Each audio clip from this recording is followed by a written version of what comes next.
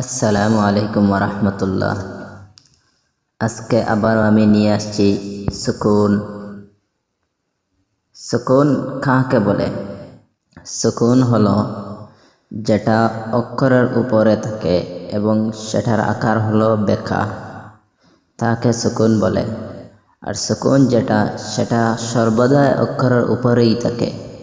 তাই আমরা বুঝতে পারলাম যে সুকুন যেটা সেটা অক্ষরের উপরে থাকে এবং সুকুন শব্দের অর্থ হলো থামিয়ে থাকা, অর্থাৎ আওয়াজকে তার নির্দিষ্ট জায়গায় থামিয়ে রাখা।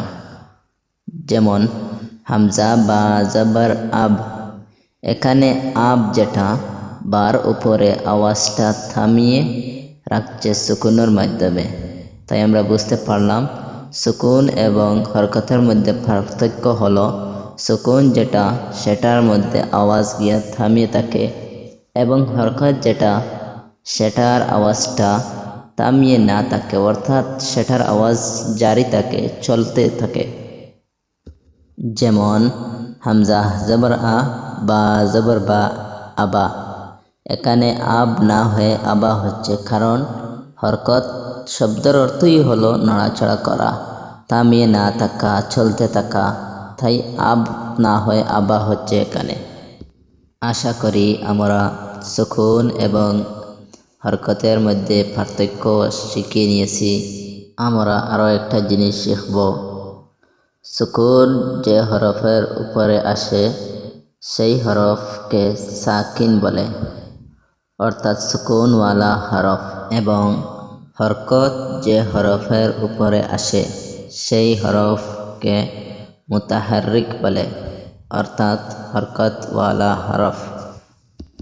এখন আমরা সুকুন এর কিছু উদাহরণ দেখি এবং তাড়াতাড়ি শিখিয়ে নেই। চলো।